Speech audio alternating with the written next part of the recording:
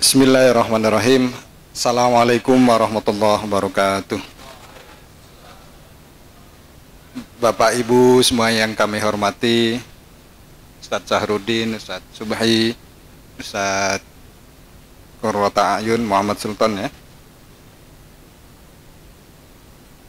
Innal hamdalillah nahmadu wa nasta'inu wa nastaghfiruh wa na'udzu billahi min syururi anfusina wa min sayyiati a'malina. Man yahdihillahu fala mudhillalah wa man yudhlil fala hadiyalah. Asyhadu an la ilaha illallah wa asyhadu anna Muhammadan abduhu wa rasuluh. Rabbi shrah li sadri wa yassir li amri wahlul 'uqdatam min lisani yafqahu qawli, amma ba'd. Bapak Ibu semuanya, ya, materi hari ini lanjutan. Jadi model pengembangan Ziswaf di pesantren. Ini berangkat dari disertasi saya, Bapak. Saya S3 di Malaysia, Fakultas Ekonomi, ya, di ilmu ekonomi. Ngambilnya disertasi tentang wakaf. Wakaf 3 pesantren, Gontor, Darun Najah, dan Tazakah. Nah, ada yang bertanya, kenapa yang diambil modern semuanya? Nggak ada komparasi dong ya. Ya, itu dari segi data itu mempermudah saya sebenarnya. Kalau dari sisi komparasinya memang kurang komparatif, tapi ada beberapa hal nanti yang kita bisa diskusikan. Ya, jadi ini nanti ya, jadi tema hari ini dari saya ambil dari disertasi. Bapak Ibu semuanya, ya, tadi sudah dikenalkan, saya kira langsung ya. Yang pertama tadi struktur pembiayaan pesantren sudah di cost structure ya.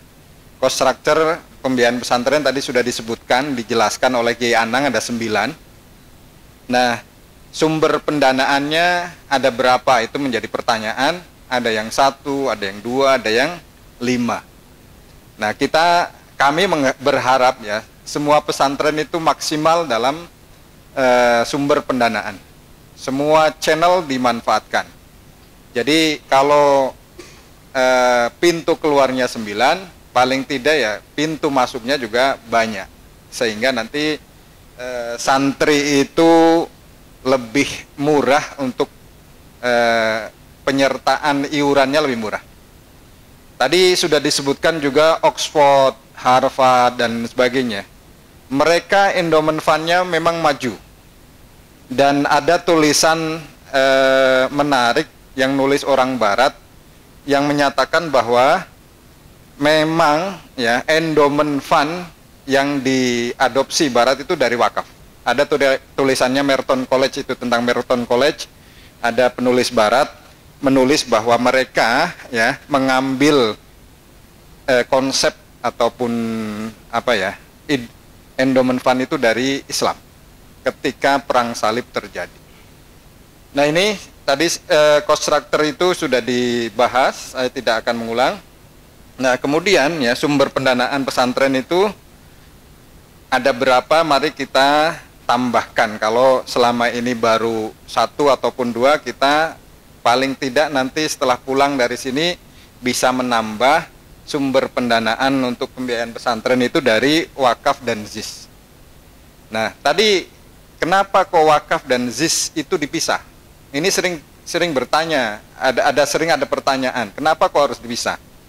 Karena kalau wakaf itu ya tahbisul asli wa tasbilu samroh. Itu kembali ke makna wakaf ya, ke definisi wakaf. Ya, tahbisul asli wa tasbilu samroh. Berarti menahan pokok, memanfaatkan hasil. Nah, kalau dari pengertian ini, wakaf itu sudah harus produktif. Ya, nanti apabila kita nengok ke hadis Umar bin Khattab ya, yang diriwayatkan oleh anaknya Abdullah bin Umar, dan seterusnya itu ya wakafnya semua berawal dari wakaf yang sifatnya produktif. Begitu juga kita melihat bi'ru rumah yang diwakafkan oleh Sayyiduna Utsman bin Affan, itu kan produktif.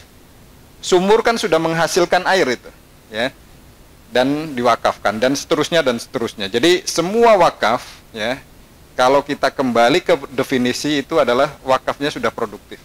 Nah, belakangan muncul banyak wakaf-wakaf yang tidak bisa kita manfaatkan karena tidak produktif. Ya, ada tanah wakaf tapi terlalu jauh untuk bisa dimanfaatkan. Ya. Ada di Gunung Kidul itu ada yang mau wakaf. Ya, saya kebetulan pengurus di Muhammadiyah, baik di wilayah maupun di PP Muhammadiyah, bagian wakaf.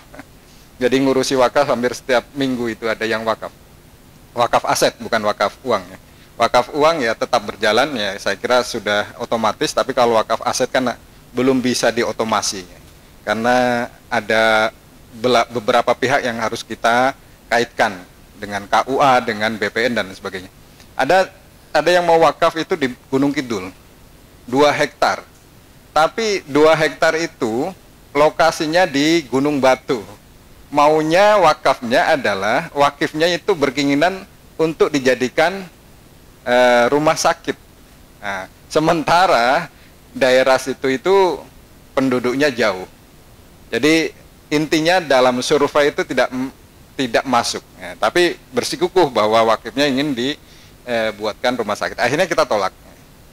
Nah, ini ada sebagian nazir yang menerima begitu saja, sehingga wakaf yang seperti itu nanti berpotensi menjadi masalah. Nah, saya kira nanti dari sana kita berangkat.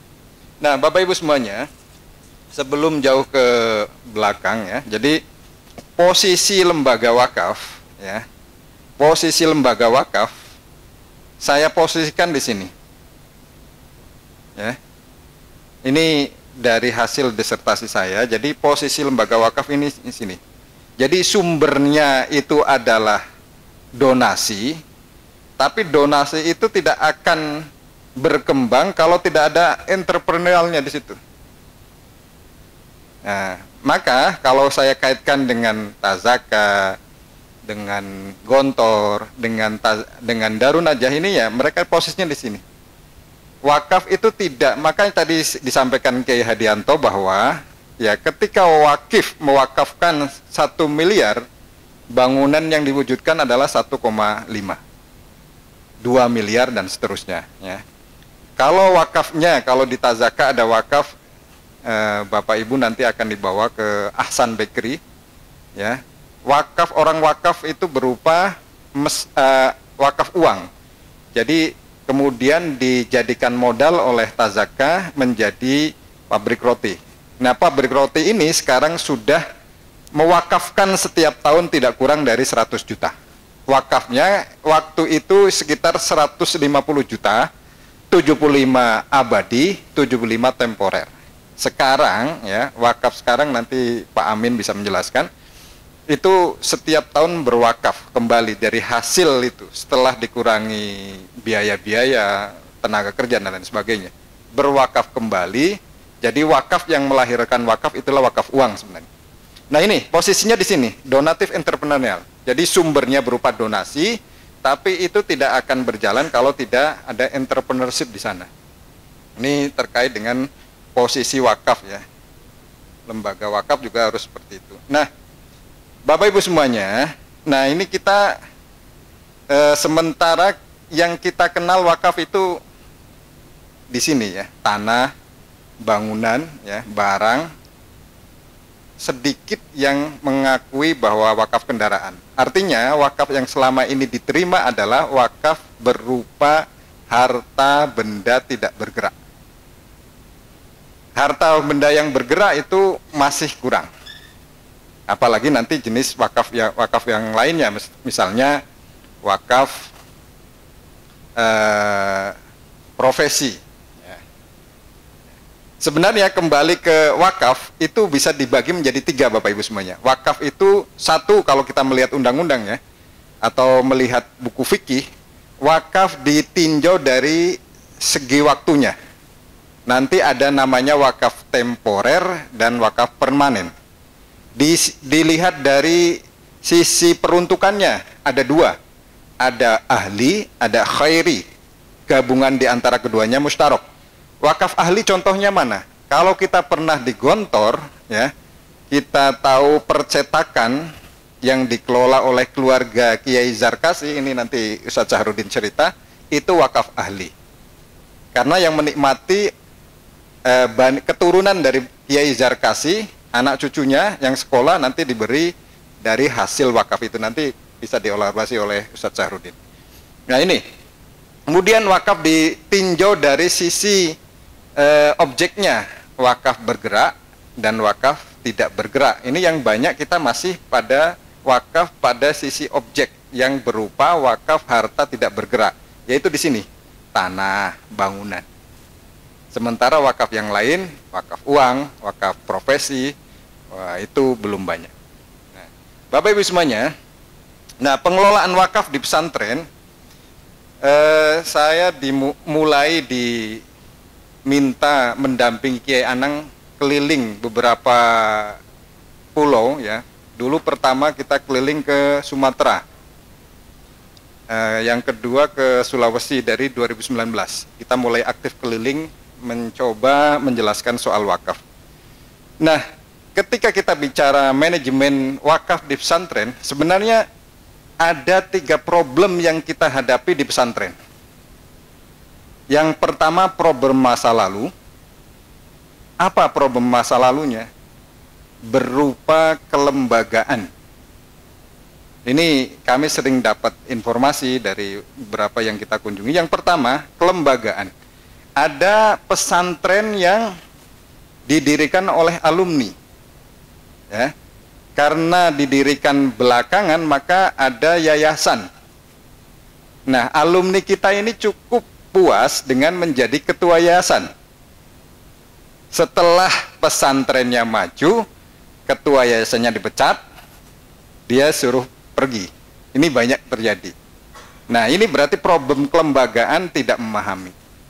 Itu banyak cerita di Jogja, ada berapa. Saya sampai sekarang sering mendapatkan curhat dan beberapa kawan yang memang baru dipecat karena dia hanya puas dengan menjadi ketua yayasan. Nah, ketika kita bicara kelembagaan yang berupa yayasan, yang paling berkuasa siapa? Dewan Pembina. Nah, di sini kadang-kadang kita miss. Kita hanya puas dengan menjadi ketua yayasan. Sementara yang berwenang dan berhak bisa memecat kita sebagai ketua yayasan adalah Dewan Pembina. Nah, problem masa lalu ini bisa di situ. Karena ada pesantren yang mengadopsi ada namanya badan wakaf. Di situ ada yayasan. Tapi tidak mengerti apa hakikatnya yayasan, apa fungsi dari badan wakaf. Sehingga ada ketidakaturan atau tumpang tindih wewenang. Itu yang menyebabkan banyak pesantren yang kita waktu itu kunjungi dengan Kiai Anang itu terganggu dengan problem masa lalu itu. Jadi kelembagaan ini belum clear. Ya. Jadi banyak yang tidak clear di situ. Maka nanti dalam soal kelembagaan ini termasuk di akta yayasan, dalam mendirikan lembaga zakat dan wakaf pun harus terstate. Ya misalnya ya, ini harus terstate. Nah, selain itu, selain tadi yang soal siapa Dewan Pembina, ya, siapa menjadi pembina yayasan, siapa yang jadi ketua yayasan. Nah, problem masa lalu ini satu itu bisa jadi kelembagaan. Yang kedua bisa jadi berupa tanah yang diwakafkan oleh masyarakat. Tanah diwakafkan, tapi kita tidak mengurus sertifikat wakafnya. Ini menjadi problem. Ini juga banyak yang mengeluh kepada Kiai Anang. Saya juga menjadi bagian dari tadi yang melokalisir keluhan-keluhan itu. Jadi karena tidak disertifikatkan, akhirnya ketika sudah maju diambil alih. Ini ada beberapa yang akhirnya dia pindah karena itu. Sudah diwakafkan, kemudian diambil alih karena tidak dipahami oleh anak keturunannya. Ini problem masa lalu yang seharusnya, misalnya tadi kelembagaan sudah clear, sertifikat tanah kalau tanahnya itu tanah wakaf harus clear, jadi harus kita perhatikan. Begitu juga kami di Muhammadiyah. Ada lahan, ya saya cerita, saya buka aja. Ada lahan yang sudah digunakan oleh Muhammadiyah di Jogja dan lokasinya sangat strategis. Memang luasnya cuma 100 meter persegi, tapi nilainya sekarang mungkin 2 miliar. Itu sudah bertahun-tahun digunakan oleh Muhammadiyah. Ketika diurus sekarang problem. Karena kenapa problem? Yang wakif itu tidak punya keturunan. Sementara waktu itu diserahkan kepada anak angkatnya. Dan anak angkatnya waktu COVID kemarin meninggal dunia. Wah, ini udah belum selesai sampai sekarang. Jadi itu, karena problem masa lalu kemudian dibawa menjadi problem masa kini. Yang di masa lalu itu enggak clear. Kami di Majelis Wakaf misalnya banyak mewarisi problem masa lalu yang tidak clear dibawa ke problem masa kini. Nah ini. Nah, kelembagaan ini ya tentu kita bisa meniru Gontor ada badan wakaf, tapi untuk yayasan juga bisa juga. Kalau di Tazaka bagaimana? Tazaka itu tidak ada badan wakaf, adanya yayasan. Yayasan punya amal usaha namanya lembaga pendidikan, yayasan punya amal usaha namanya lembaga zakat, yayasan punya amal usaha namanya lembaga wakaf. Jadi siapa pembinanya di Tazaka? Kiai Anang. Jadi Kiai Anang ini sebagai ketua Dewan Pembina Yayasan sekaligus sebagai Kiai. Nggak ada yang bisa memecat Kiai di Tazaka, nggak ada, karena Kiainya sendiri sebagai Dewan Pembina. Di tempat lain ini menjadi problem masa lalu dibawa ke masa sekarang. Nah, ada berapa tempat silakan kalau mengadopsi badan wakaf, yayasan itu. Kalau yayasan sekarang karena keharusan ya. Keharusan kenapa? Ya karena sekarang undang-undangnya demikian. Kalau kita membuka lembaga pendidikan harus atas di bawah yayasan. Nah, yayasan seperti apa? Kalau mau membuka lembaga zakat dan wakaf harus terstate. Harus tertulis di sana. Nanti bentuk amal usahanya apa? Ya, nanti kita contohkan. Nah, kelembagaan juga di beberapa tempat ada yang problem dengan pimpinan. Pimpinan pesantrennya itu nggak clear. Ya, yang terjadi banyak di Muhammadiyah. Pimpinan pesantrennya itu dibatasi oleh waktu. Ya, ada yang namanya direktur ya.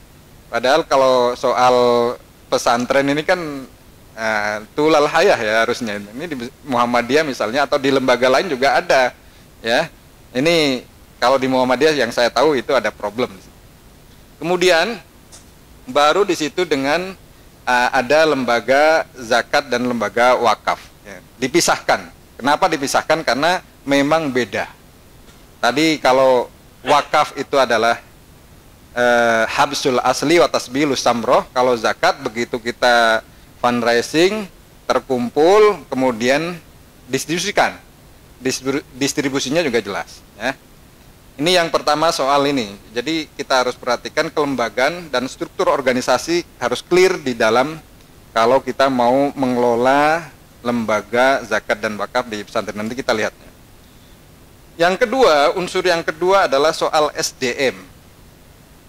SDM ini kalau kita bicara manajemen kan ada dua hal yang pokok penting, yaitu manusia ya dan proses. Nah, ini kalau di pesantren ini SDM dan nilai pesantren tentunya. Tidak semua ya alumni, pondok alumni Gontor itu bisa memahami visi dan misi sesuai ketika meskipun dia sudah lama di Gontor ya. Nah, ini juga harus penting. Nah, di Tazaka syukurnya ya hampir ya mungkin 95% guru-guru itu dari Gontor. Sehingga Kiai Anang itu memahamkan visi dan misi itu tidak susah, dalam artian ya satu visi satu misi itu bisa dibawa secara lebih cepat. Nah, yang selanjutnya soal kepemimpinan ini juga menjadi problem tersendiri karena tadi kepemimpinan ini berefek dari mana? Kelembagaan struktur organisasi yang nggak clear. Dulu ke mana? Ke Sumatera Utara ya, sama ke waktu di Sulawesi juga nggak clear di situ. Jadi ketika itu akan berdampak banyak. Kalau di kelembagaan dan struktur organisasi nggak clear, nanti berdampak pada kepemimpinan. Jadi pemimpinnya itu akan tersandra banyak, ya, karena tadi tidak clear di belakang. Nah, terus nilai-nilai pesantren seperti apa? Tentunya itu local wisdom pesantren Bapak Ibu semuanya. Nah, kerja kolektif tadi sudah dicontohkan oleh Kiai Anang bahwa ya di Tazaka ini alhamdulillah kebersamaannya luar biasa ya, termasuk ya kalau kami di Tazaka ini ada family gathering setiap 2 tahun sekali, yang sebelumnya setahun sekali. Ini untuk membangun kebersamaan ini luar biasa mahal, luar biasa mahal dalam artian kalau tercerai-berai itu lebih mahal daripada kalau kita kerja bersama itu. Terus transparansi tentunya, ada transparansi tadi dicontohkan, ada wardun, ada, dan di Tazaka ini ada setiap tahun ada family gathering. Adalah wakif gathering, bukan family, wakif gathering. Jadi wakif-wakif yang besar, ya, wakif-wakif yang besar itu ada kumpul bareng, kemudian dilaporkan apa yang sudah amanatkan oleh mereka dan hasilnya selalu diupdate. Ya, tentu ada kepercayaan dan sebagainya. Nah, dan unsur yang selanjutnya yang perlu diperhatikan adalah kreativitas dan inovasi. Nah, di Pondok Modern Tazaka, kemudian Gontor, kemudian Darun Najah ada kesamaan, yaitu yang pertama wakaf aset ya. Wakaf aset sudah terbangun, kemudian menggalang wakaf uang. Wakaf uang sudah terbangun, ada wakaf profesi. Kalau di Gontor kita kenal wakaf diri ya. Di sini wakaf profesi, di Darun Najah juga wakaf namanya wakaf profesi juga ya. Jadi menciptakan wakaf manafiul abdan. Wakaf manafiul abdan ini kita terjemahkan wakaf profesi. Kalau di Gontor itu wakaf diri. Manafiul a'yan itu wakaf manfaat dari suatu barang. Bisa bentuknya nanti tadi yang Kiai Anang sebutkan bahwa di sini yang pinjaman bisa menjadi wakaf, itu di sini namanya wakaf manafiul a'yan. Jadi mana? Ini di sini pinjaman kan bisa menjadi skema wakaf kalau di Tazaka. Di sini wakaf manafiul a'yan. Jadi harusnya kita ketika kita minjem ke bank itu ada bagi hasil, ada bunga kalau dalam ekonomi konvensional, tapi kita tidak ngasih bagi hasil, tidak ngasih bunga dengan cara wakaf temporer tadi. Ya, di situ ya ada perbedaannya. Kemudian membuat dan menguatkan wakaf uang tadi sudah dicontohkan. Yang selanjutnya ini yang tidak kalah penting, ada wakaf itu tadi kan itu produktif ya, tasbilul asli wa tasbilul samroh. Jadi di Gontor yang saya pahami dan di Tazaka dan Darun Najah punya pola sama. Ada lembaga yang di situ adalah social oriented, ada lembaga yang asalnya dari wakaf ya, itu tujuannya untuk sosial. Lembaga yang didirikan dari hasil atau dari aslinya wakaf itu ada yang profit oriented. Tadi di Darun Najah juga disebutkan. Ada yang social oriented, ada yang profit oriented. Contohnya apa? Ya Tasko kalau di sini ya. Tasko atau kalau di Gontor ada unit usaha itu kan profit oriented yang dibangun tentunya dari wakaf uang atau wakaf melalui uang. Nah ini ada kesamaan, jadi ada sosial dan commercial enterprises kalau bahasa saya. Nah kelembagaan dan struktur organisasi ya bisa berbentuk badan atau wakaf. Ya, kalau yang menggunakan badan wakaf misalnya di UII, Universitas Islam Indonesia ya, badan wakaf. Kemudian di Sultan Agung juga kalau tidak salah menggunakan masih badan wakaf. Ya. Nah, yayasan kalau di Tazaka menggunakan yayasan, di Darun Najah yayasan juga ada badan wakaf kalau di Darun Najah. Memiliki kewenangan untuk mengatur dan mendukung program kegiatan termasuk pengelolaan dan penggalangan dana wakaf. Nah, ini di sini ya, fungsinya seperti itu. Kiai pesantren adalah inovator wakaf di pesantren dan mereka menjadi figur sentral gerakan kedermawanan ini. Nah ini yang saya baca dari 3 pesantren ini, jadi nanti mungkin bisa dikoreksi oleh Bapak Ibu semuanya. Nah lembaga wakaf adalah lembaga yang terpercaya dengan status hukumnya yang jelas. Nah maka harus ada legal formalnya, aman syar'i, aman regulasi, aman NKRI. Nah, ini ada 3 jargon yang sekarang selalu digaungkan oleh pemerintah. aman syar'i, tentu kita harus tahu ada DPS, Dewan Pengawas Syariah, aman regulasi bahwa lembaga kita harus legal, dan aman NKRI bahwa lembaga yang kita dirikan itu bukan untuk teroris dan lain sebagainya. Nah, maka perlu hal-hal yang legal.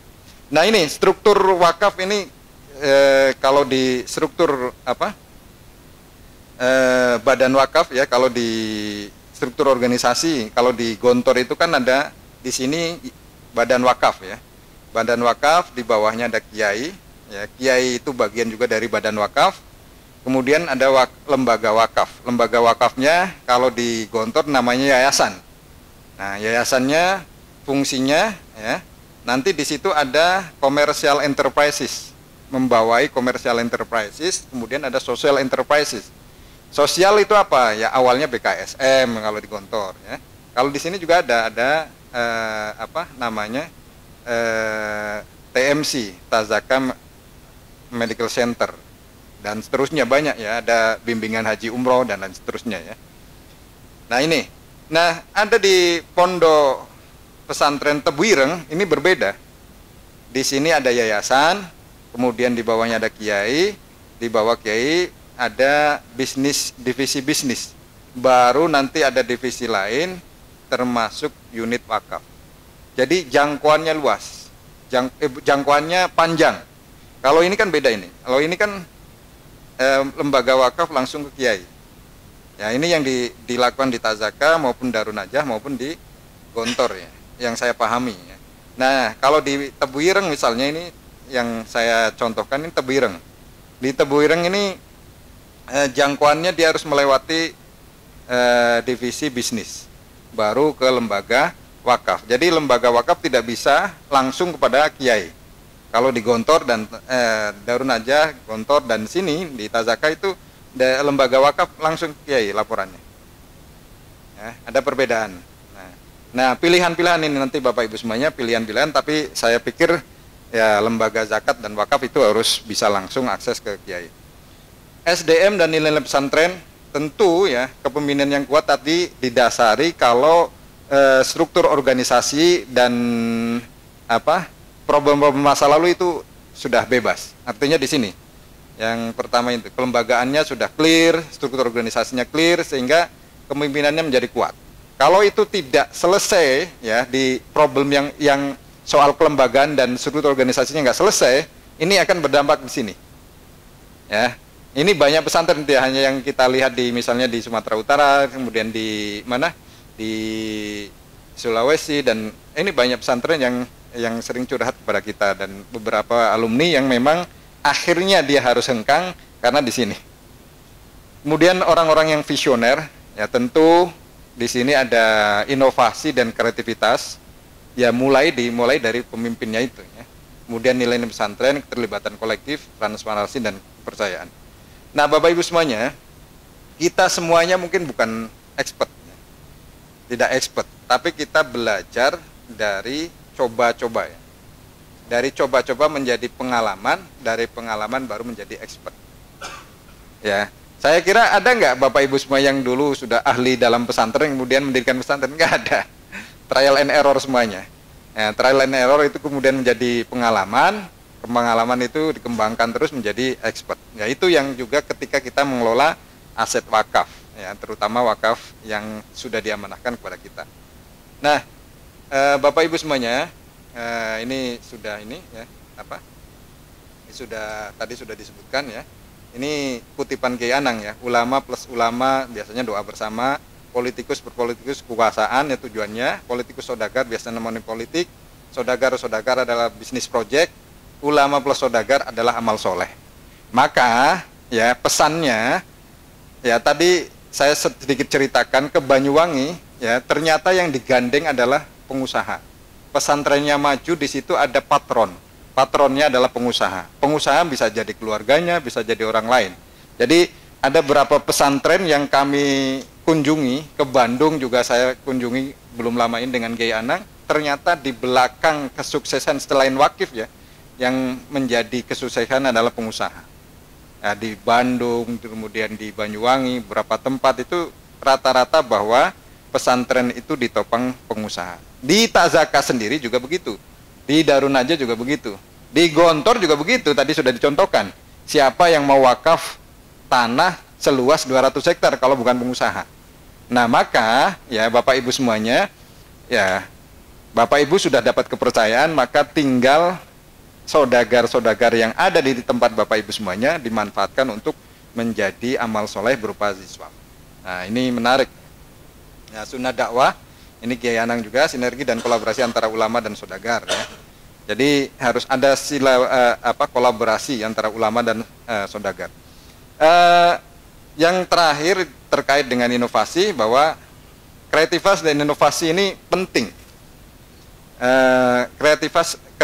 Kreativitas dan inovasi, ya ini kita tidak berhenti di Tazaka ini, tidak berhenti berkreativitas dan inovasi. Misalnya apa? Misalnya ada wakaf 1 selang pom bensin.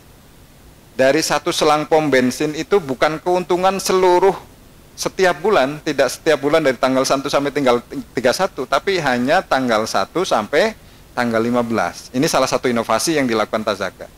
Ya. Ini per bulan itu tidak kurang dari 7 juta. Dari 1 selang yang itu bukan keuntungan seluruh. Ya, bukan keuntungan seluruh bulan itu setiap bulannya, tapi hanya 1 tanggal sampai tanggal 15. Itu tidak kurang dari 7 juta. Nah, kalau kita dapat wakaf 10 selang kan sama saja dengan dengan 1 pom bensin. Ya. Nah, ini menarik, nanti bisa ditiru oleh Bapak Ibu semuanya. Nah, ini tadi saya sudah sebutkan, wakaf itu dilihat dari waktunya, ada permanen, temporer, dari peruntukannya ada family, charity, ahli khairi, ya, dari objeknya, bergerak dan bergerak. Nah, ini Bapak Ibu semuanya, ragam wakaf yang dikembangkan Tazaka. Jadi dari 3 hal itu menjadi ini yang dikembangkan. Ada wakful a'yan. Di Tazaka ini ada wakaf kendaraan. Kendaraannya itu wakaf, ada yang setahun, 2 tahun, 3 tahun, dan ada yang ilal abad kendaraannya. Wakafnya wakful a'yan ini. Terus wakfun nukut mubashir, wakfun nukut ghairu mubashir. Tadi kalau di kita diterjemahkan wakaf uang, wakaf melalui uang, ya. Mubashir berarti diinvestasikan, ya. Atau ghairu mubashir, yang ghairu mubashir yang diinvestasikan kalau dalam pengertian bahasa Arab. Yang mubashir itu berarti wakaf melalui uang, yang artinya uang itu dibentukkan nanti menjadi wakaf-wakaf yang bergerak ataupun tidak bergerak. Ada wakaf manafil ayan, ini wakaf profesi, kemudian wakaf manafil abdan, ini wakaf manfaat. Jadi di Tazaka itu wakaf haki. Kiai Anang pernah menerjemahkan buku tentang Mekah dan Madinah. Hasilnya itu diwakafkan. Ya.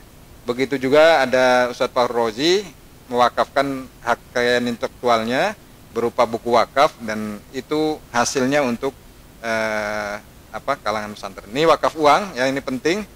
Jadi diinvestasikan, diproduktifkan, sektor real ataupun sektor keuangan. Wakaf melalui uang bisa dikonversi menjadi aset wakaf, bergerak tidak bergerak. Bapak Ibu semuanya, ini soal wakaf, ya. Wakaf, bagaimana model manajemen wakaf inovatif? Nah, ini dari yang saya lihat dari 3 pesantren ini, yang pertama adalah menciptakan social dan commercial enterprises. Tujuannya apa? Ya, menjaga aset dan dana wakaf. Ya, tentu ketika kita tadi kan tahbisul asli wa tasbilus samroh, ya. Bagaimana kita mau membagikan hasilnya kalau wakafnya tidak produktif? Nah, maka di situ perlu dibuat semacam sosial dan commercial enterprises. Sosial yang tujuannya adalah untuk kemanfaatan sosial, komersial yang tujuannya adalah profit, sehingga itu saling melengkapi. Jadi disitulah menjaga aset dan dana wakaf. Ya. Kalau tidak ada itu, ya komersial saja ya baik, ya, tapi manfaat wakaf itu kurang kalau tidak ada sosialnya. Ya.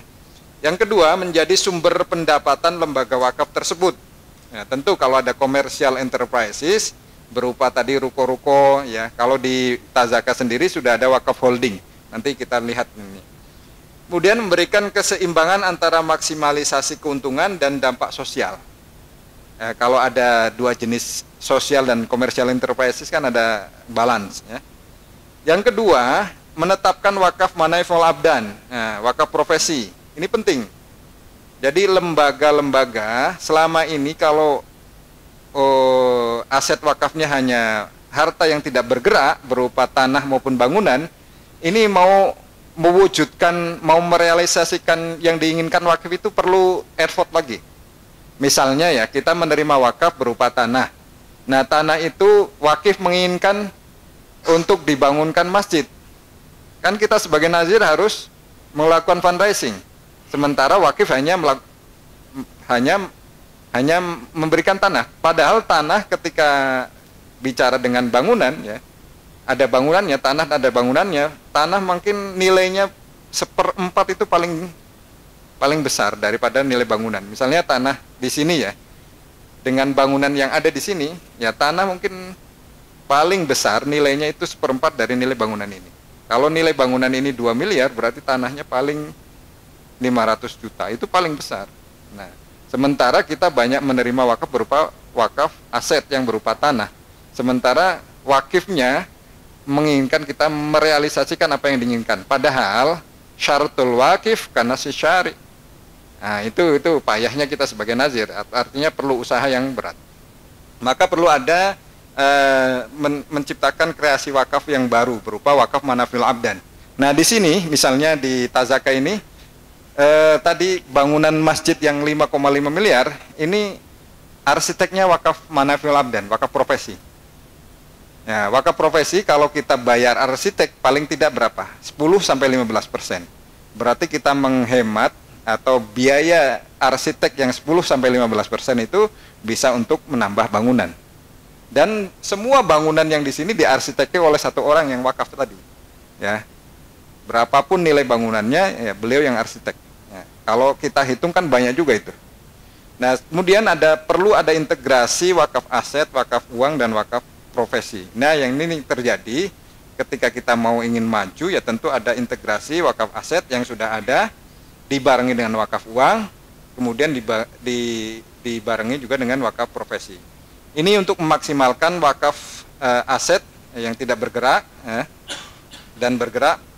Kemudian wakaf uang itu untuk menghimpun dana wakaf dan menggunakan manafil a'yan wakaf ya. Jadi wakaf manafil a'yan, wakaf manfaat ya, mengintegrasikan aset wakaf, dana wakaf dan wakaf manafil abdan sebagai model baru pengelolaan wakaf. Jadi kalau wakafnya wakaf aset saja, kemudian tidak ada wakaf uang, tidak ada wakaf profesi, ya itu jalannya akan lamban. Tapi kalau ada wakaf aset, kemudian di situ ada wakaf profesi dan wakaf uang, itu akan cepat. Nah, ini yang dilakukan oleh Tazaka, diantaranya dari pondok-pondok yang lainnya. Ini wakaf-wakaf yang ada di Tazaka, mungkin Bapak Ibu semuanya besok akan dibawa keliling, saya tidak akan jelaskan. Ini di pondok lain juga ada yang meniru ya. Lembaga zakat seperti apa? Lembaga zakat harus dipisah ya. Karena apa? Karena satu, laporannya berbeda, pengurusannya berbeda, dan mekanismenya berbeda. Satu lagi Bapak Ibu semuanya, ini juga terkait dengan disertasi saya. Bagaimana fundraising yang dilakukan oleh Tazaka, kemudian Darun Najah dan Kontor.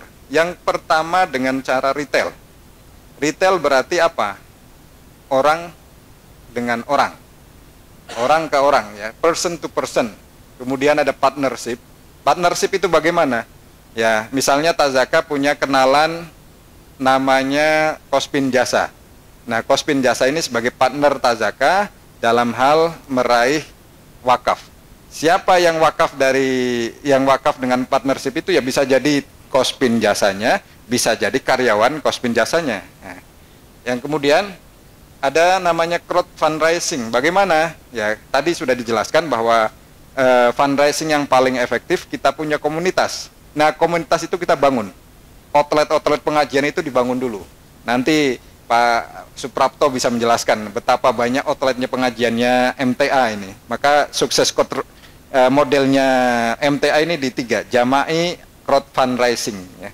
Jadi banyak outlet, semakin banyak outlet, meskipun wakafnya kecil-kecil 50.000, 100.000, tapi kalau banyak outlet itu kan menjadi besar juga.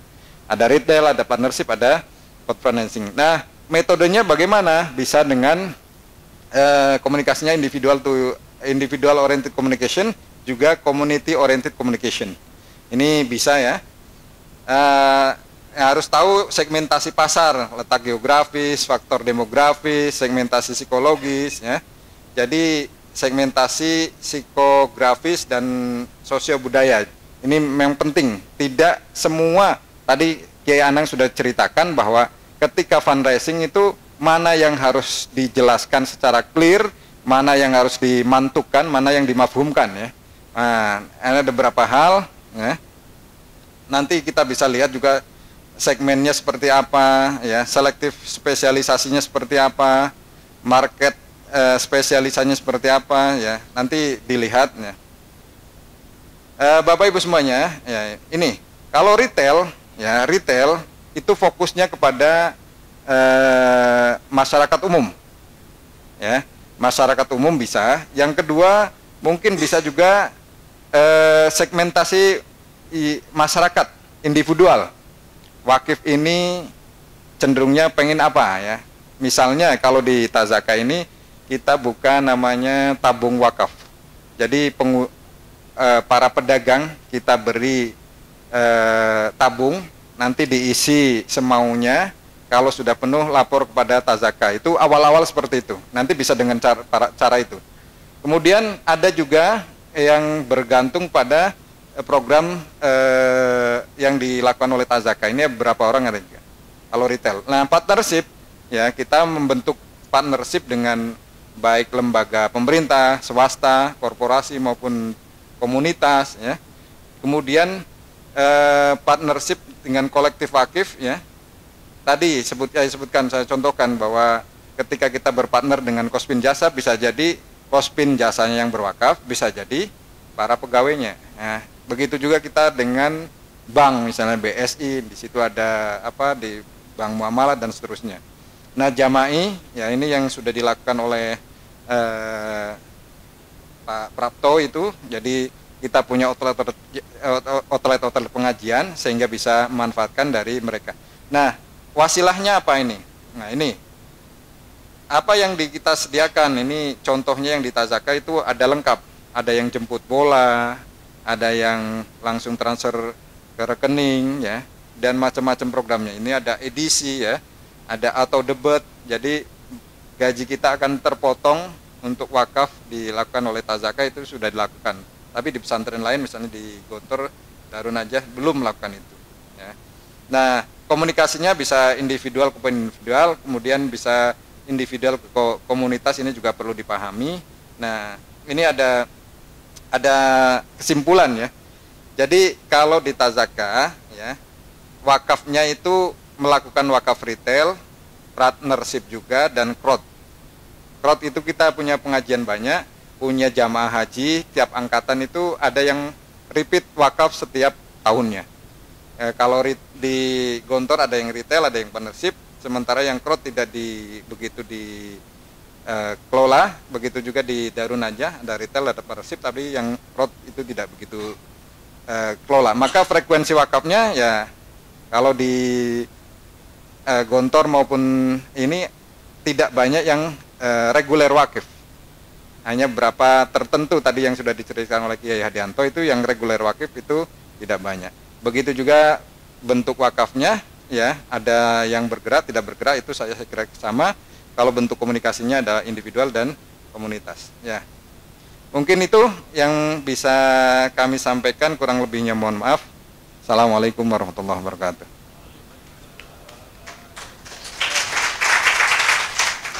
Bismillahirrahmanirrahim. Yang kami muliakan para narasumber, Dr. Muhammad Sultoni, sempat satu asrama ya di Malaysia. Kemudian Ustadz Subhi Mahmasani dan juga MC kita hari ini, dan Bapak Ibu sekalian yang kami banggakan. Assalamualaikum warahmatullahi wabarakatuh.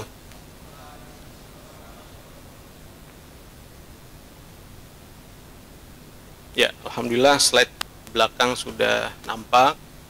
Pertama, kami ingin sampaikan salam dari Bapak Rektor Universitas Darussalam Gontor karena kami hadir di sini atas undangan Pondok Modern Tazaka. Kami FPAG, Forum Pesantren Alumni Gontor, dengan program, karena antum tadi bilang FPAG-nya yang nebeng, Ustaz, gitu. Jadi saya dulu kan Tazakanya. Emang lagi musim nebeng-nebeng IKN ya, Ustaz ya. Ikatan Keluarga Nebeng gitu ya. Jadi info awal dari antum FPAG-nya yang nebeng, makanya saya ke Tazaka. Jadi alhamdulillah kami ke sini atas izin Bapak Rektor, dan juga harusnya hari ini itu kemisan pertama di Gontor. Kami juga izin oleh Bapak Kiai yang alhamdulillah izinnya cukup di meja makan.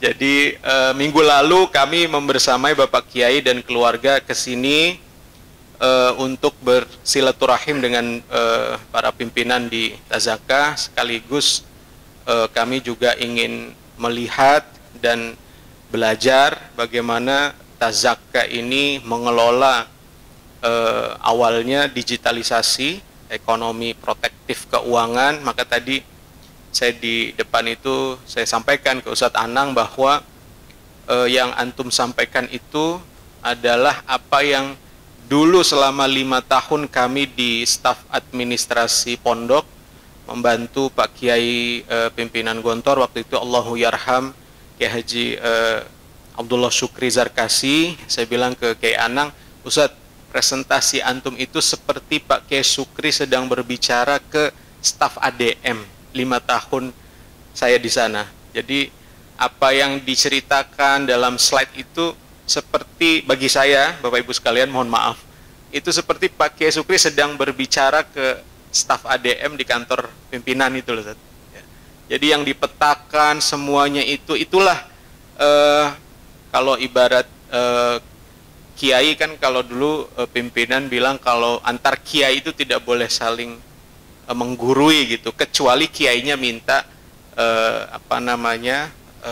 pengalaman pengelolaan pondok pesantrennya begitu. Jadi mohon maaf, mungkin nanti apa yang kami sampaikan, kalau tadi luar biasa Ustadz Sultoni pengalaman disertasinya, sekaligus saya juga mohon doa akhir tahun ini insya Allah disertasi kami di Turki juga tentang wakaf di Gontor. Kalau Pak Rektor bilang Gontor itu seperti super sistem, Bapak Ibu sekalian. Jadi digali dari berbagai sistem itu seperti nggak habis-habis gitu. Sudah banyak dokter yang menulis tentang Gontor dari berbagai macam disiplin ilmu. Nah, alhamdulillah Ustadz Sultoni luar biasa memotret Gontor, Darun Najah, dan Tazaka gitu. Untuk saya mungkin memotret Gontor aja udah jadi satu disertasi gitu. Harusnya Ustadz Sultoni itu ada 3 disertasi, Ustadz. Ya. Jadi insya Allah tahun ini kami kembali ke Turki untuk FIFA, ujian, dan insya Allah kembali lagi bersama Gontor. Tadi disebutkan MC bahwa kami, kalau bahasanya Ustadz Sultoni tadi apa Ustadz? Wakful manafi ya, manafi'ul abdan gitu. Kalau bagi saya bukan hanya manafi'nya sebagai dosen, manafi'nya sebagai guru KMI mungkin, atau badannya yang besar ini diwakafkan, tidak, lahir batin kami di Gontor dan akan selalu bersama Gontor. Bahkan setiap mengantarkan tamu tuh Ustadz Sultoni, kami ada cerita, mungkin sebelum masuk ya, ada cerita asesor prodi waktu itu akreditasi, kemudian dari salah satu ormas yang fanatik itu dengan Islam, begitu diantarkan ke makam Kiai Haji Imam Zarkasi Allahu Yarham, itu ibaratnya nilai akreditasi itu keluar di atas makam Pak Zarkasi. Karena apa? Loh, begini saja makamnya pendiri Gontor yang menurut beliau, yang saya tahu sebegitu besar dampaknya kepada masyarakat, ya sebegini saja, tidak dibangun seperti apa ya, cukup batu nisan biasa, dan itu sama dengan makam-makam yang lain. Maka begitu kembali ke Unida untuk memberikan nilai akreditasi, itu nampaknya sudah keluar nilai akreditasi itu di makamnya Pak Zarkasi sepertinya. Artinya apa? Asesor ya, kalau nanti kan antum juga akan diasesor ya kan dari BWI langsung, itu melihat bagaimana pendiri Gontor diperlakukan, makamnya saja itu sudah memberi nilai, sudah memberi pesan. Maka kembali ke materi, kalau ada pengelolaannya, kemudian bagaimana strategi fundraisingnya, mungkin dalam 10-15 menit perjalanan kami di Gontor yang alhamdulillah tahun lalu secara hijriah atau 2026 nanti secara miladiah genap 100 tahun ya, tentu tidak cukup. Maka tadi saya bilang ke Ustadz Subhi, kalau boleh nanti ada apa namanya, mungkin kontak nomor telepon, ataupun kami di Unida ada pusat studi wakaf. Nah, kita bisa bersama Ustadz Subhi di sini di zakat dan wakafnya bisa ikut membantu. Kalau tadi Kiai Anang laporan wakafnya itu selalu masalah gitu ya. Insya Allah kami juga ingin berkontribusi untuk membantu masalah itu menjadi potensi yang bisa digarap, menjadi pengurang uban di rambut gitu ya. Karena kalau masalah terus yang dipikirin ya tentu berdampak ke badan juga. Jadi mungkin slide pertama, Ustaz. Ya. Ini PDF jadi antum scrolling aja. Ya. Ya.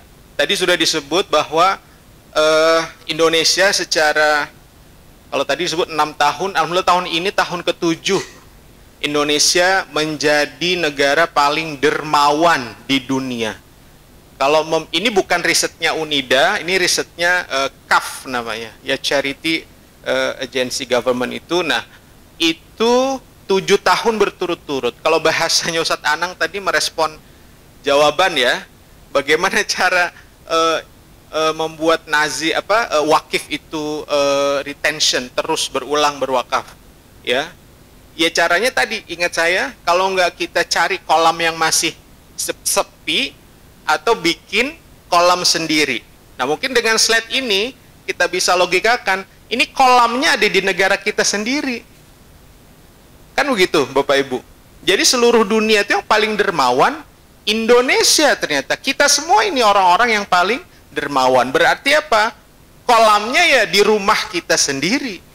Ya. Kolamnya ada di sini. Nah, tinggal selanjutnya, Ustaz. Ya. Ini ternyata ya top donasi uang dan luangkan waktu, volunteer time, itulah yang orang Indonesia paling tinggi ya. Terus yang tidak ada orang Indonesia itu di mana? Mungkin bisa di zoom Ustaz, yang sebelah itu. Di help a stranger, membantu orang asing. Orang asing ini bukan berarti orang bule, bukan. Artinya asing itu bagi orang Indonesia gitu ya. Itu coba dilihat, bisa di zoom. Ada nggak negara Indonesia di situ?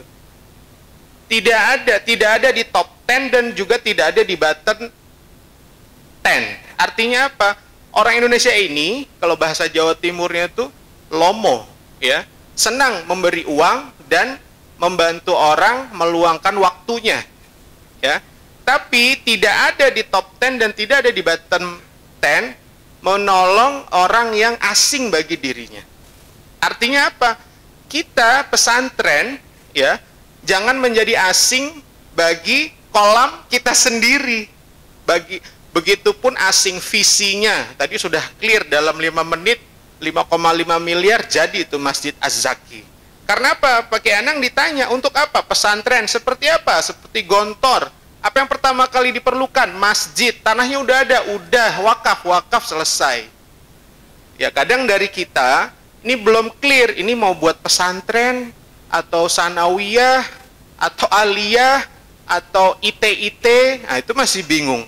Lah bagaimana kita mau menarik kolam kita sendiri, karena kita masih bingung mau kemana, dan mau dibikin apa. Maka ketika kita masih bingung, justru kita menjadi a stranger for ourselves, for our institution. Kita sendiri yang masih bingung, kok mengharap orang lain membantu, ya tambah bingung nanti orangnya. Jadi janganlah kita jadi a stranger. Kenapa? Terbukti di riset ini Indonesia nggak masuk, top 10 juga nggak masuk, bottom 10 juga nggak masuk. Ya, tapi yang masuk di mana?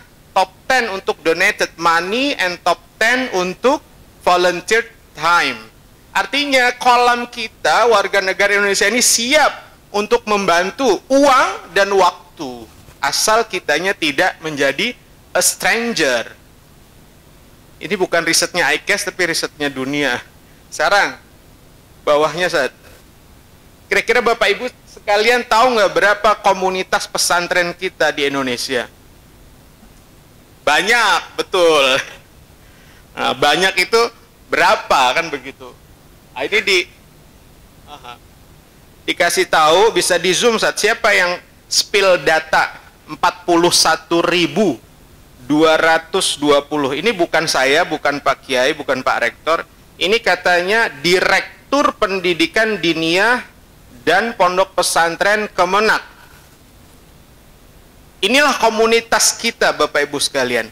41.220 pesantren. Ya. Yang ini bisa di zoom, kelihatan nggak? Ternyata ada kenaikan 11.000 pesantren dari tahun 2019 hingga sekarang. Ya.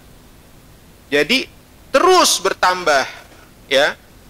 Mohon maaf, saya punya anak 3. Tiga-tiganya tidak ada yang saya sekolahkan di sekolah negeri, SDN, sekolah dasar negeri. Walaupun saya dulu di Jakarta TK, kalau ada TK negeri itu orang tua saya pasti masukin ke TK negeri gitu. Saya nggak ada gitu ya. SDN negeri, SMPN, SMAN negeri gitu. Terus dikirimlah ke pesantren yang swasta. Setelah itu saya enjoy dengan keswastaan, akhirnya saya S1-nya juga swasta di Unida, S2-nya swasta. Mungkin kita dengarkan azan dulu.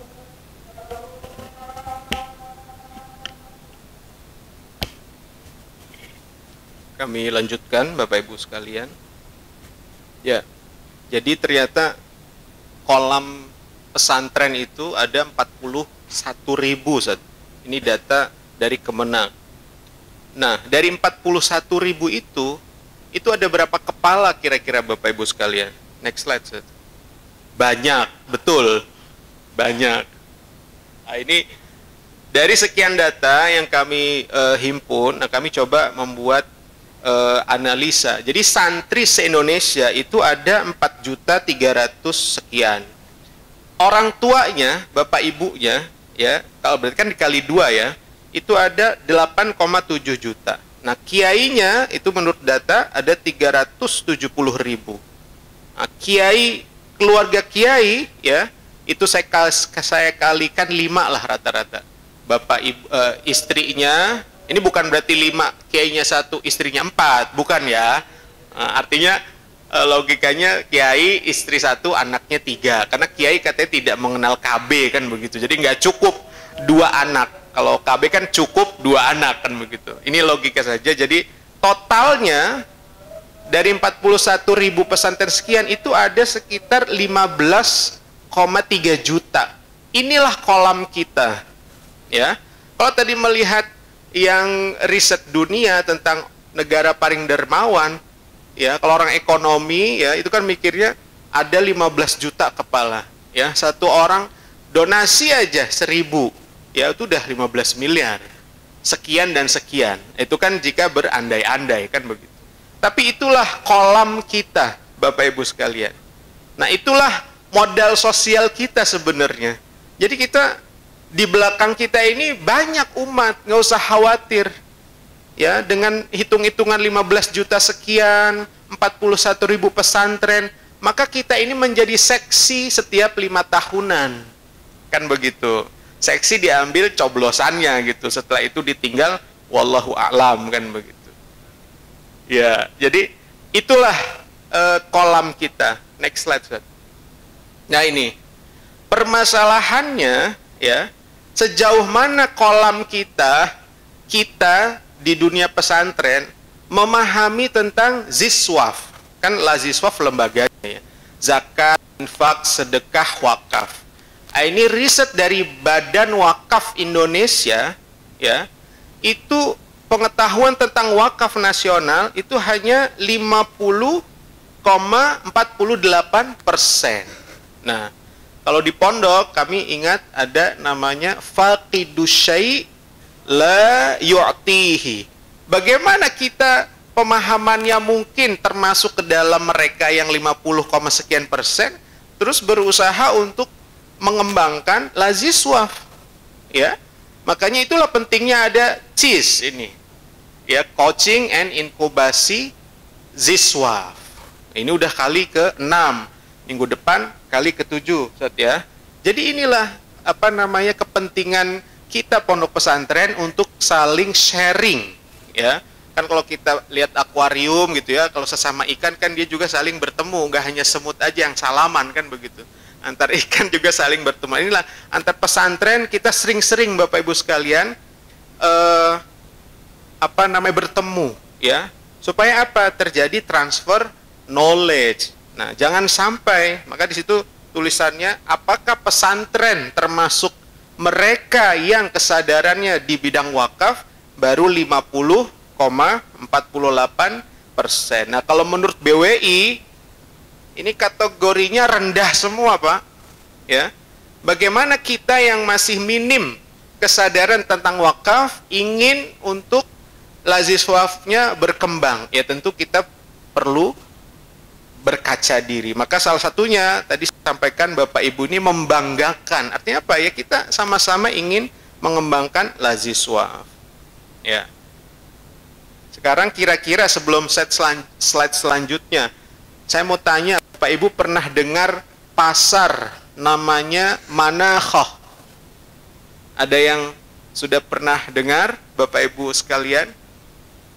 Manakhoh, ya Ustadz Fanani, karena S3-nya wakaf di Brunei, Ustadz, ya. Ya. Jadi, next slide, Ustadz. Ini kita spill jawabannya. Jadi pasar Manakhoh itu ternyata pasar di sebelah Masjid Nabawi, dan itu pasar wakafnya Rasulullah. Sampai sekarang masih ada, itu fotonya. Ya, sampai sekarang masih ada, dan wasiatnya tidak boleh dibangun bangunan. Supaya apa? Semua pedagang boleh datang dan bisa pergi. Dan ini pengalaman saya 3 tahun di Turki kuliah itu, Turki masih menjadikan ini ittibaan li sunnatin Nabi katanya. Jadi pasar-pasar malam, bukan pasar malam sih, dia bukanya dari pagi sampai sore di Turki. Jadi saya kalau belanja itu nggak ke toko di Turki, di gelar-gelar. Jadi setiap kecamatan, kalau di Indonesia namanya apa? Bazar, ya. Kalau bazar itu ini saat udah toko-toko.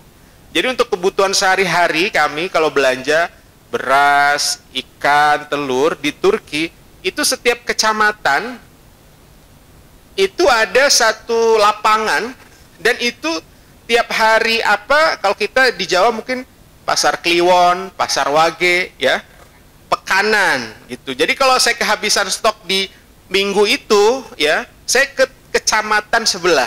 Ngapain? Nyari pasar yang jualan itu. Dan itu ternyata sunnah Nabi. Artinya apa? Nabi mewakafkan pasar itu di sebelah Masjid Nabawi. Jadi saya berpikir apakah ini kalau ditanya tadi siapa yang tahu Masjid Nabawi, insya Allah semuanya angkat tangan. Tapi begitu ada pasar di sebelah Masjid Nabawi, ternyata Ustadz Fanani yang baru tahu. Ya, artinya apa? Itu lagi, jangan-jangan kita masuk ke 50,48% yang kesadaran wakafnya dalam sejarah tarikhi memang masih perlu kita tingkatkan. Jadi pasar ini memang diwakafkan oleh Nabi untuk melawan hegemoni sistem pasar ribawi orang Yahudi.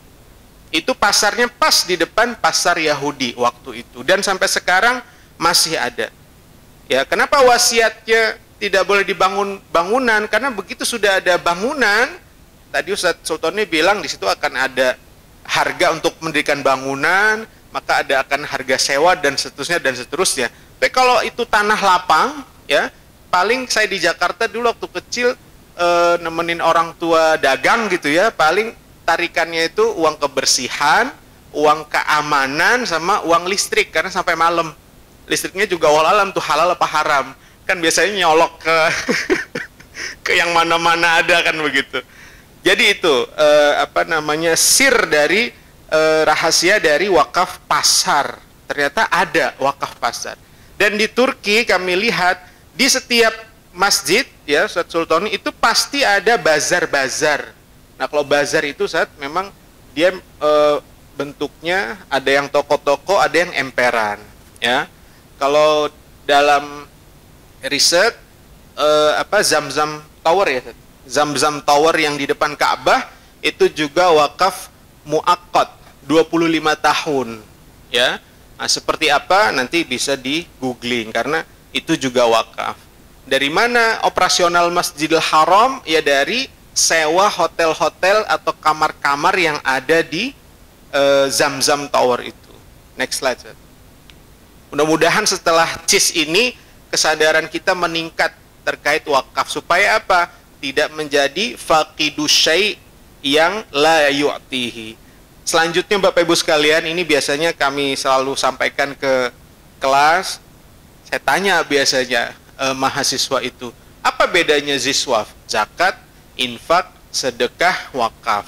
Nah, itu biasanya jawabannya kalau bahasa Jawa itu ngalor ngidul. Kalau nggak ke kanan ya ke kiri gitu. Belum ada yang sirotol mustaqim gitu ya.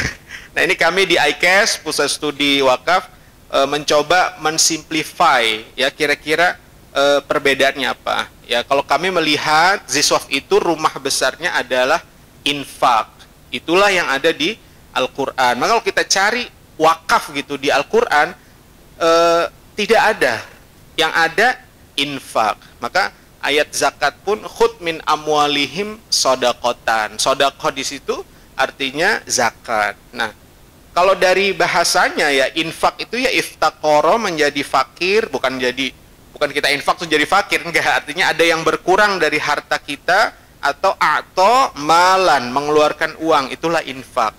Maka di sini yang menarik biasanya ke mahasiswa, Set, saya kemarin waktu liburan kan baru datang nih mahasiswa, kami bermaksiat pakai uang, Set, itu infak juga. Iya infak, tapi infak yang merah tuh fisabil ghairillah, ingkar. Karena ternyata kata Bung Roma gitu ya, bermaksiat juga perlu modal kan begitu ya. Jadi kalau kita uangnya dibelanjakan untuk yang infak fisabilillah namanya mungkar, ingkar. Nah yang fisabilillah itulah namanya sedekah. Sedekah dalam artian membenarkan, tasdik.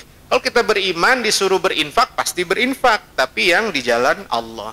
Maka di situ kita lihat infak, sedekah ya, dan ada wajib itulah zakat, nadar, kafaroh yang mahdud.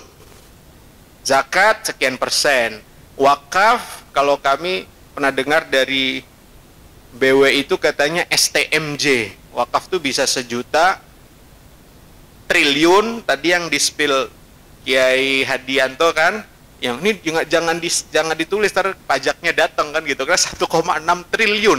Kita boleh berbangga Bapak Ibu sekalian ya, yang berwakaf 1,6 triliun itu bukan 9 naga, tapi kiai pesantren 1,6 triliun ya kan. Di situ tidak ditulis 9 naga kan, berwakaf itu kiai yang berwakaf. Triliun, ST, M-nya miliaran, J-nya juta. Jadi nggak ada had, mau wakaf sekarang boleh, mau wakaf 1 juta, triliun, miliar, juta boleh. Itulah wakaf, tidak ada hadnya, ghair mahdud. Hadiah, hibah juga tidak terbatas. Bahkan tadi ya hibah sampai Amerika juga kan tidak terbatas. Mau jet, mau eksekutif tidak terbatas kan begitu ya. Kira-kira. Baik, selanjutnya mungkin ini dari next slide. Ya. Ini hadis ya, rawahu Tirmidzi. Kita akan ditanya 4 hal. Nah, terkait laziswaf atau ziswaf ini kan harta. Bapak Ibu sekalian, mungkin kita masih kurang kesadaran tentang wakaf. Tapi ingatlah, kekurangan itu harus ditambahkan karena begitu kita mengelola ziswaf, nanti kita akan ditanya ya.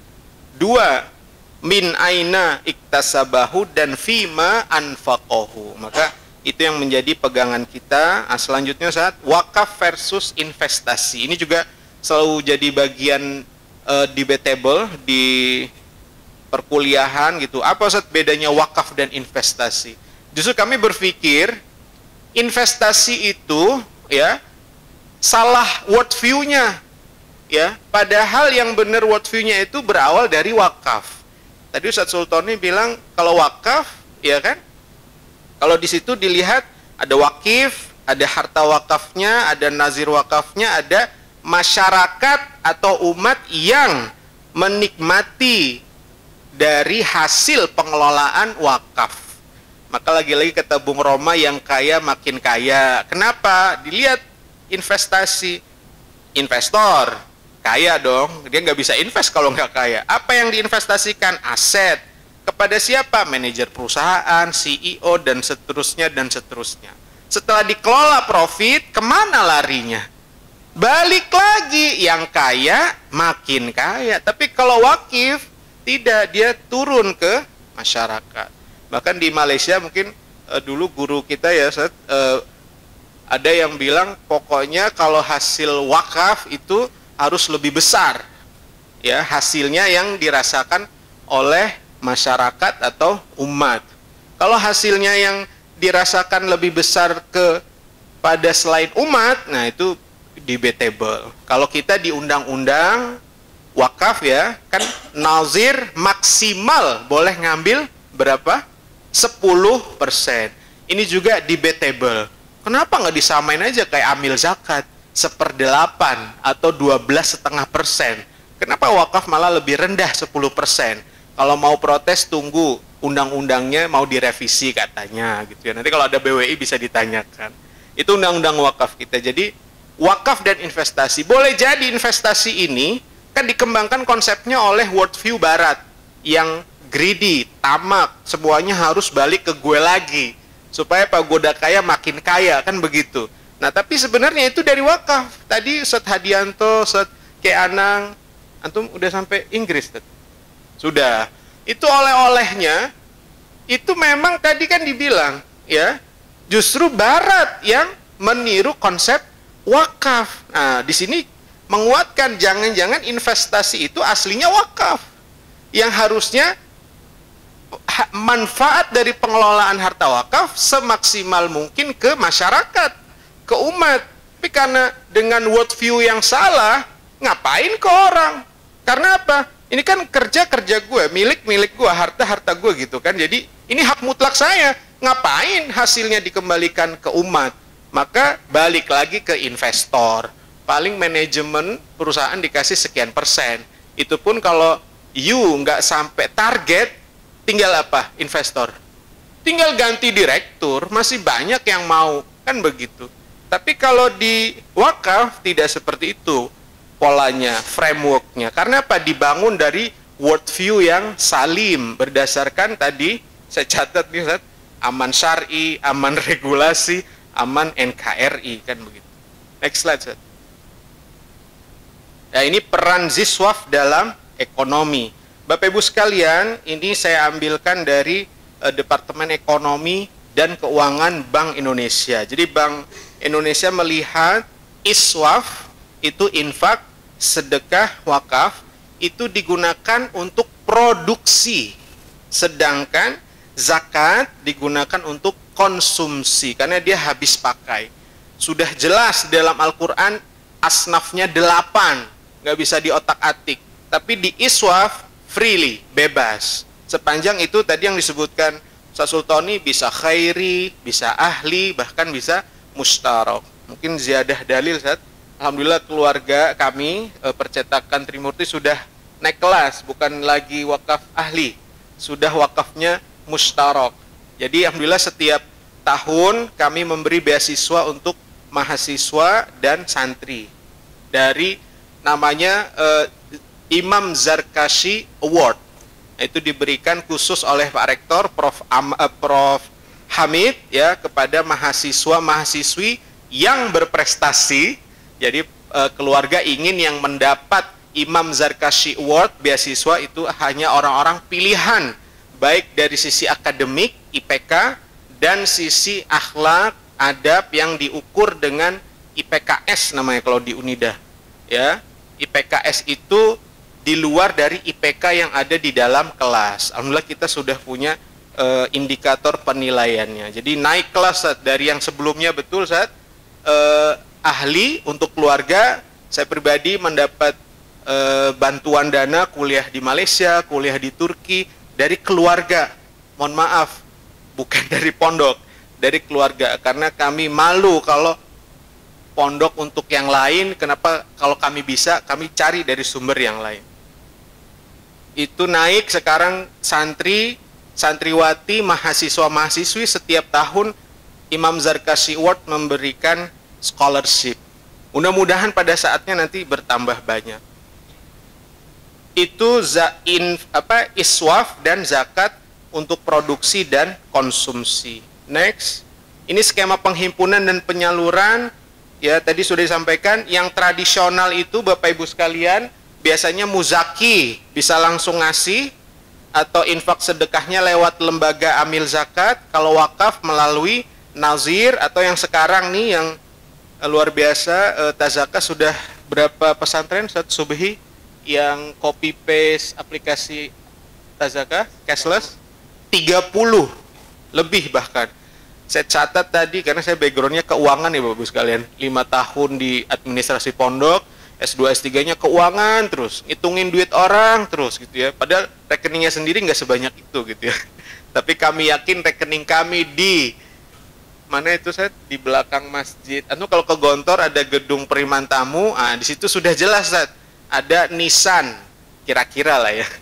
Nisannya belum tertulis karena saya masih duduk di sini. Kalau sudah di sana akan ada itu Syahrudin gitu ya. 83 sampai present. Karena masih duduk di sini gitu. Kalau nanti sana udah ada di situ. Baik, itu digital. Tadi saya catat kayak Anang sebut dalam 4 bulan ya, Ustaz. 270% peningkatannya setelah menggunakan aplikasi ini. Kalau dalam ilmunya cashless itu meminimalisir kebocoran-kebocoran, ya, meminimalisir orang yang nebeng-nebeng gitu ya. Ya, kenapa? Semuanya sudah masuk ke dalam sistem, dikelola oleh sistem. Kalau tadi bahasanya Kiai Hadianto yang alumni Inggris gitu ya, kalau uang sudah dipegang, keluarnya diseretin gitu ya, bahasa Betawinya begitu, diseretin, jangan mudah-mudah. Dan itu juga dulu saya 5 tahun di ADM, Ustaz. Kalau uang pondok udah masuk, keluarnya itu susah banget, ya kan? Sebisa mungkin muter di pondok, ya. Tadi ini kesini saya bawa 2 orang staf administrasi pondok. Saya bilang, Pak Kiai dulu ngajarin saya bagaimana melihat kebocoran ekonomi proteksi. Ini kasusnya Gontor ya. Jadi gampang katanya. Lihat saja atau dijumlah berapa pemasukan wesel. Kalau dulu kan masih 1 pintu ya uang masuk di pondok, weselnya berapa? Misalnya 10 miliar misal. Dalam setahun bukan sebulan. Kemudian dilihat berapa itu tabungannya santri-santri. Kan santri nabung, nggak boleh pegang uang cash. Misalnya ada 4 miliar. Ya. Terus satu lagi, dilihat berapa tabungan unit-unit usaha. Kan unit usaha harus nabung ke ADM, sentralisasi ya. Di situ misalnya ada 5 miliar. Berarti berapa Bapak Ibu sekalian kebocorannya? 1 miliar.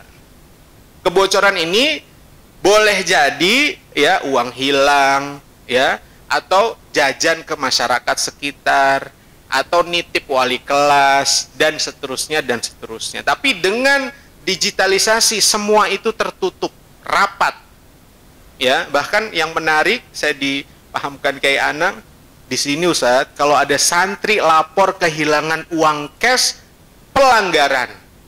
Loh kok bisa Ustaz? Iya, kenapa? Berarti dia uangnya nggak masuk ke dalam sistem. Kok bisa uangnya hilang? Kan begitu. Kalau di Gontor mungkin uang hilang, langsung untuk keamanan cari siapa, kan begitu. Di sini malah nggak, justru pelanggaran. Kenapa? Dia tidak masuk dalam kolam kita, gitu.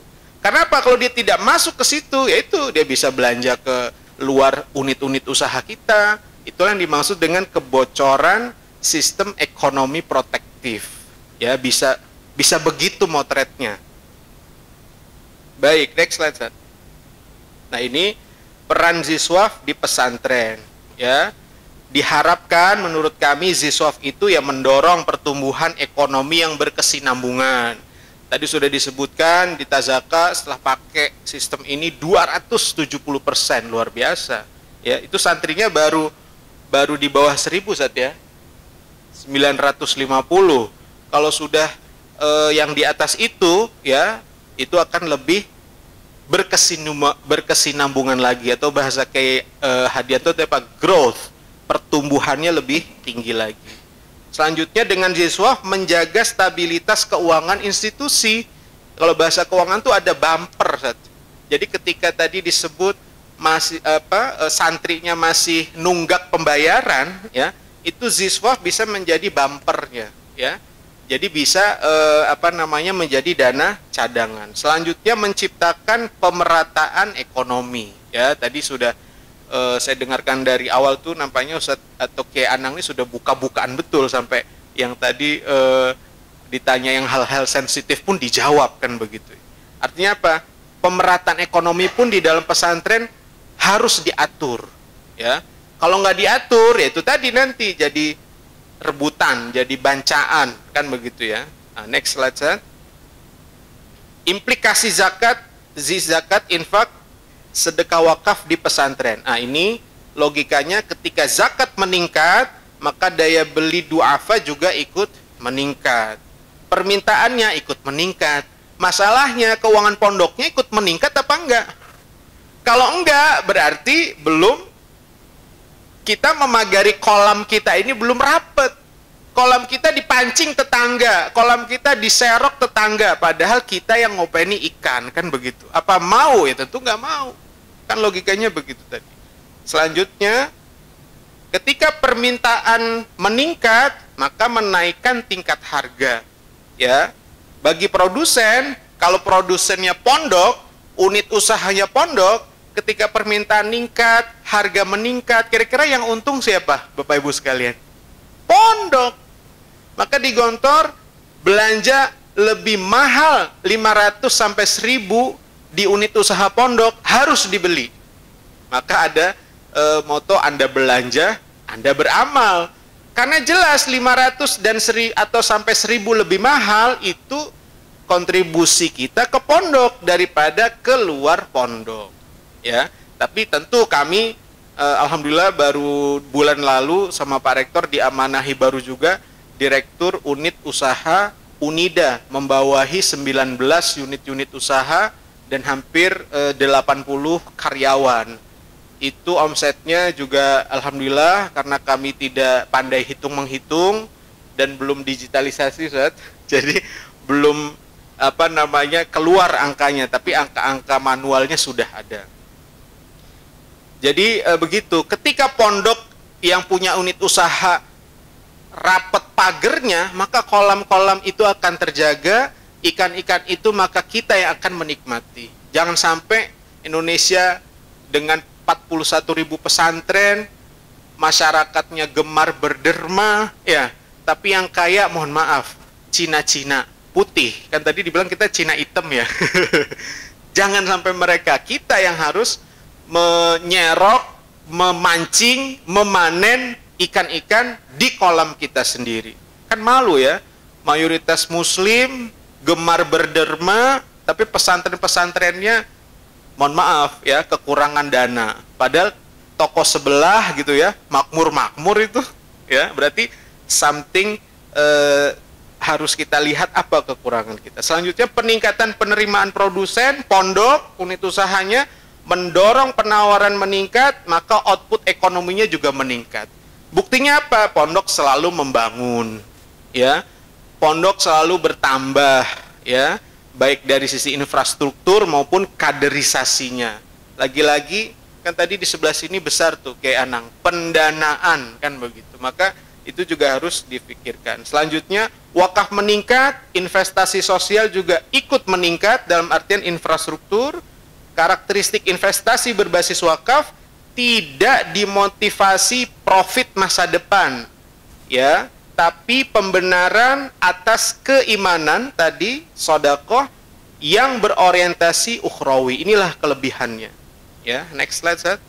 Nah, ini pengelolaan ZIS di Gontor. ZIS dikelola oleh Laziswaf Unida Gontor. Laziswaf berfungsi sebagai sarana dan fasilitas pendidikan. Ini yang perlu kita garis bawahi. Gontor insya Allah tidak akan melenceng dari piagam penyerahan wakafnya, akan selalu menjadi lembaga pendidikan. Jadi adanya Laziswaf itu sebagai sarana pendidikan. Pengurus harian Laziswaf melibatkan dosen dan mahasiswa. Jadi tadi kami ngobrol sama Kiai Hadianto, Kiai Anang, kalau masalah-masalah SDM, ya insya Allah kami siap bantu. Kenapa? Kami Laziswaf itu ada sekian puluh mahasiswa yang terlibat. Ketika mereka terlibat, mereka learning by doing. Masalah-masalah itu mereka, ya mudah-mudahan rambut saya belum banyak yang putih ya, karena saya pernah pegang Laziswaf itu keuangannya, ya jangan kita sepakat saya tadi dengan Kiai Hadianto. Jangan kita mikirin terus masalah.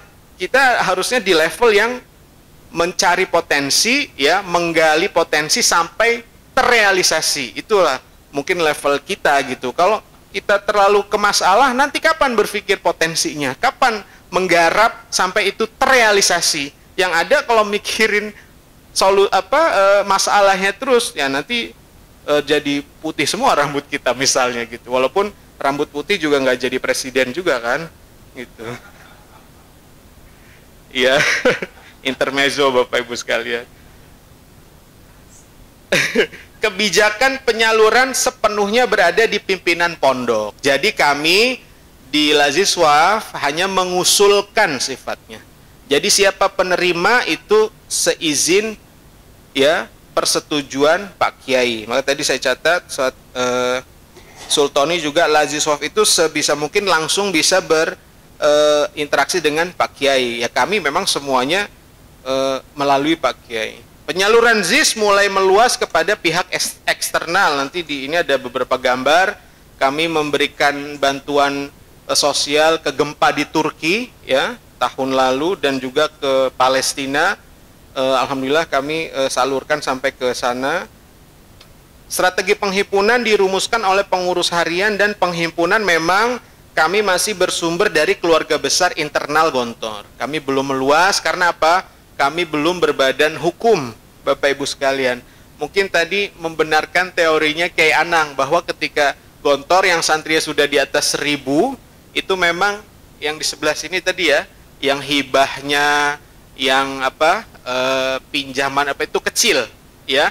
Yang besar, ingat saya tadi yang kuning muter-muter adalah ekopesnya, ekonomi pesantrennya. Maka itulah yang terjadi di Gontor, unit usahanya yang harus generate income sebanyak mungkin, ya. Untuk apa? Untuk bangun koah sekarang. Ya kan, untuk bangun koah. Jadi tidak ada bantuan, insya Allah koah itu berdiri, ya kan. Tapi kalau kata pakai mandalla ala khairin falahu ajrun mislu fa'ilihi. Kalau Bapak Ibu sekalian belum punya dana untuk bantu itu, ya, tapi kemudian memberitahu itu loh Gontor lagi bangun koah, silahkan kalau mau berwakaf. Karena jarang-jarang Gontor membuka kesempatan berwakaf. Biasanya kan kita bangun-bangun aja, jadi kok kan gitu. Ini untuk kebersamaan kata Pak Kiai, maka silahkan yang ingin membantu. Nah next slide Zat. Nah ini mungkin foto-foto yang kami akses dari IG-nya Laziswaf. Ya ini Bapak Ibu sekalian lihat, hampir semuanya adalah mahasiswa-mahasiswi kami yang kami libatkan. Penerimanya juga next slide Zat, masih mahasiswa-mahasiswi, santriwan, santriwati di 20 cabang, baik Gontor dan juga Unida. Next slide Zat. Next slide. Nah ini oleh-oleh kami di Turki, ya. Ini nggak ditiketin Laziswaf ya ke Turkinya, karena kebetulan pas lagi di Turki gempa, ya kami ke sana. Untungnya bukan di kampus kami Bapak Ibu sekalian. Kalau di kampus kami itu bisa rata itu, karena memang gempanya dahsyat sekali. Nah, yang sebelah kiri ini kami memberi beasiswa ke mahasiswa dari Chad, Afrika, di Unida. Next slide Zat. Nah, ini kita juga ini kerjaannya ICAS, kami mengedukasi calon wisudawan, kami buka kesempatan, alhamdulillah terkumpul 79.600.000 one shot, sekali buka cancelengan keluar segitu untuk calon wisudawan. Jadi besoknya wisuda ayo siapa mau berwakaf, itu terkumpul sekian.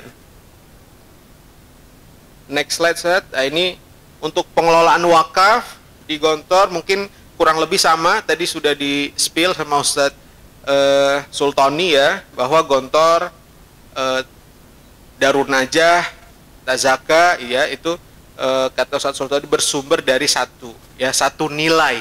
Kemudian di Gontor ada ini, di Tazaka ada itu, di Darun Najah ini, itu pengembangannya masing-masing. Silahkan aja, tapi saya yakin nilainya sama. Next slide, Ustaz. Itu foto-foto kita. Ada hotel, monggo Bapak Ibu sekalian kalau mampir ke Unida itu ada, naik bawah lagi. Oh, ini pom bensin ya. Next slide. Ya alhamdulillah di Gontor kita punya 2 pom bensin. Tazaka mulai dari 1-2 selang, ya kita mulai dari 1-2 stasiun pomnya langsung.